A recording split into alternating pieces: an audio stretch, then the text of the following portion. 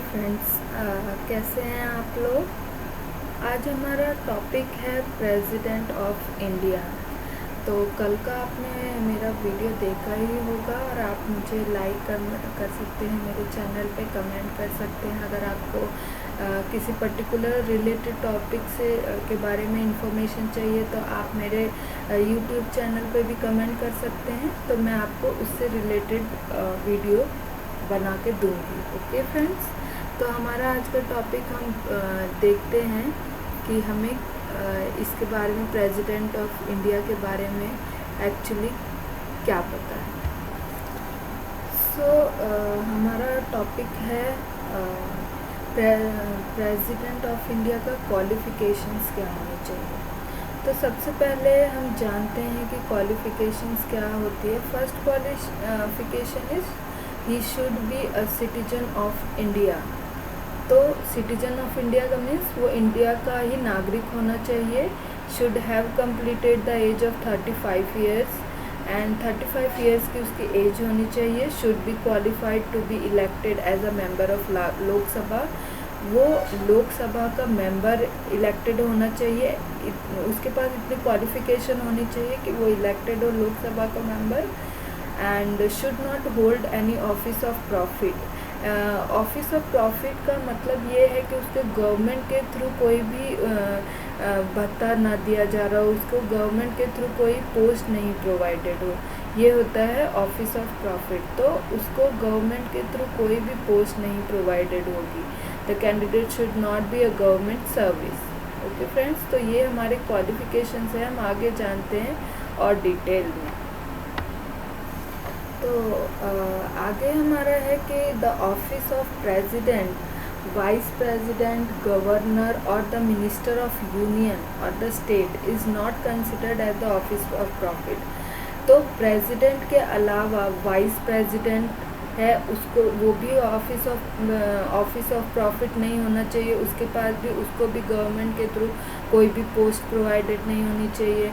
Governor, ये बहुत important point है कि प्रेसिडेंट, वाइस प्रेसिडेंट, गवर्नर और मिनिस्टर ऑफ द यूनियन और state is not considered as the office of profit. इन सबको ऑफिस ऑफ प्रॉफिट नहीं प्रोवाइडेड होनी चाहिए।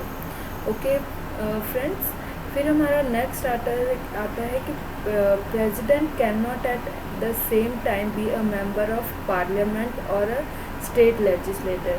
प्रेसिडेंट मीन्स पार्लियामेंट का मेंबर नहीं होना चाहिए और राज्यसभा का भी मेंबर नहीं होना चाहिए सेम टाइम। अगर वो प्रेसिडेंट है तो उसे पहले यहाँ से अपना रेजिग्नेशन देना होगा, उसके बाद ही वो प्रेसिडेंट बन सकता है। तो president can not at the same time be member of parliament और of a state legislator. Then comes if a member of parliament or state legislator is elected as president, his or her seat will be deemed to have been vacated on the date he she assumes office as the president of India. अगर कोई भी member of parliament मतलब राज्यसभा का member या लोकसभा का member, अगर वो president elected हो गया है तो उसी के टाइम के बाद से ही उसकी सीट खाली हो जाती है। जो भी पहले उसकी राज्यसभा की सीट या लोकसभा की सीट थी वो खाली हो जाती है और उसको फिर आगे नहीं, उसको ही she assumes office as the president of India. जब से उसको मान लिया जाता है कि ये प्रेसिडेंट है, तब से वो उसकी लोकसभा की और राज्यसभा की सीट वैकेंट हो जाती है। ओके फ्रेंड्स, अगर आपको ये लाइक करते हो इस वीडियो को तो प्लीज़ कमेंट करें। अगर डिसलाइक करते हो, अगर इसमें मुझे और इम्प्रूवमेंट की ज़रूरत है तो प्लीज़ कमेंट करके मेरे कमेंट बॉक्स में बनाइए, तो मैं और डिफरेंट वेज से आपको समझाने की कोशिश करूँगी। ओके फ्रेंड्स, तो हम आगे चलते हैं अपने अब आता है टर्न इलेक्शन का, कि प्रेसिडेंट का इलेक्शन किस टाइप से होता है, किस तरह से इनका इलेक्शन होता है। The president is elected by N electoral college consisting of the elected members of both houses of parliament. Means president किसके थ्रू होता है, कि इलेक्शन कमीशन बैठता है जिसे इलेक्टोरल कॉलेज बोलते हैं, उसमें लोकसभा के मेंबर्स होते हैं, राज्यसभा होते हैं। तो end of the state legislative assembly, Vidhan Sabha से। तो लोकसभा और राज्यसभा के मेंबर्स होते हैं जो प्रेसिडेंट को इलेक्टोरल कॉलेज के थ्रू इलेक्ट करते हैं। Nominated members of parliament and members of state legislative councils are not member of electoral college. जो राज्यसभा विधानसभा के थ्रू जो भी नॉमिनेटेड मेंबर्स होते हैं और जो राज्य स्टेट लेजिस्लेटिव काउंसिल के मेंबर होते हैं, ये इलेक्टोरल कॉलेज के मेंबर नहीं बन सकते। मींस कि अगर ये इलेक्टोरल कॉलेज के मेंबर हैं तो ये फिर प्रेसिडेंट को नहीं इलेक्ट करेंगे, और अगर नहीं है तो ही ये इलेक्ट करेंगे इलेक्टोरल कॉलेज। तो नॉमिनेटेड मेंबर ऑफ पार्लियामेंट और member of state legislative council, ये दोनों कौन कौन से, nominated member of parliament and member of state legislative council are not members of electoral college. तो इस पॉइंट को आप बिल्कुल ध्यान रखिएगा, इस पॉइंट में कंफ्यूजन हो जाती है। तो आप इसको बहुत अच्छे से एक बार दोबारा से मेरा वीडियो पॉज करके सुन लीजिए। So then the election is held by means of single transferable vote system of proportional representation. तो इनका इलेक्शन कैसे होता है, सिंगल ट्रांसफरेबल वोट। ये बहुत बड़ा प्रोसेस है जिसको इस वीडियो में तो समझाना मीन्स इतना इजी नहीं है। तो एक छोटे व्यू में हम समझ लेते हैं कि एमपी और एमएलए का अलग अलग प्रपोर्शन होता है वोट का। तो इसको हम आगे पढ़ेंगे। तो फिलहाल के लिए इतना है कि जो election is held by means of single transferable vote. तो voting is done by secret ballot. Guys मैं आपको दिखा देती हूँ कि सीक्रेट बैलेट होता क्या है एक्चुअली। यहाँ पे आप देखिए कि सीक्रेट बैलेट कैसा होता है।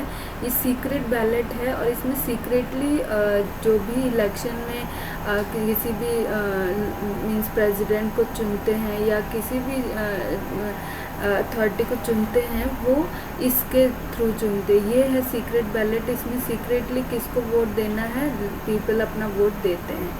तो आप देख सकते हैं इसको। Then the framers of the constitution were keen to obtain parity between the votes of the elected member of parliament on one side and elected member of legislative assemblies of all the state on the other. सो जो constitution ने इस तरह का ही किया है कि उन्होंने elected member of parliament को एक साइड और लेजिस्लेटिव असेंबली के जो स्टेट के हैं उनको अलग रखा है और उनको वोट्स को भी डिसाइड किया है। तो उसमें बताया जाता है कि वन मेंबर का जो वोट है वो कितने पॉपुलेशन के बराबर है, वन लेजिस्लेटिव असेंबली का वन वोट कितने पॉपुलेशन के बराबर है। तो ये सब हम आगे पढ़ेंगे वीडियो में। फ़िलहाल के लिए ये पॉइंट आप ध्यान में रखिए। फ्रेंड्स, आज मैं आपको कुछ करंट अफेयर्स के भी बारे में बताऊंगी कि मीन्स हर आर्टिकल में कुछ करंट अफेयर्स के बारे में। जैसे आज 7 जून है तो आज क्या एक्चुअली करंट अफेयर है। तो ये बहुत इम्पॉर्टेंट मुझे लगा क्योंकि ये बुक से रिलेटेड है। तो कई बार हमारे एग्ज़ाम में आ जाता है कि ये बुक किसने लिखी है या किसने ये नॉवल लिखा है, तो इससे रिलेटेड भी आ जाता है। तो हम ये भी ध्यान में रख के चलेंगे। तो जो अरुंधति रॉय हैं वो आपको पता ही होगा अरुंधति रॉय कौन है। उन्होंने वो बुक लिखती हैं। तो उन्होंने बुक लिखी है अपनी नाउ शी इज़ 55 और उन्हें बुकर प्राइज़, वो पहली वुमेन ऐसी थी जिन्हें बुकर प्राइज़ मिला था 1997 में। और उन्होंने नया नॉवेल लिखा है मिनिस्ट्री ऑफ अटमोस्ट हैप्पीनेस। तो ये बुक इन्होंने लिखी है। आप प्लीज़ इसको दिमाग में अपने माइंड में ध्यान से देखिए कि कौन सी बुक है, the ministry of utmost happiness. Okay friends, now friends एक नई न्यूज़ है जिसमें अभी एक जेनेटिक इंजीनियरिंग अप्रेजल कमेटी आई है जिन्होंने जो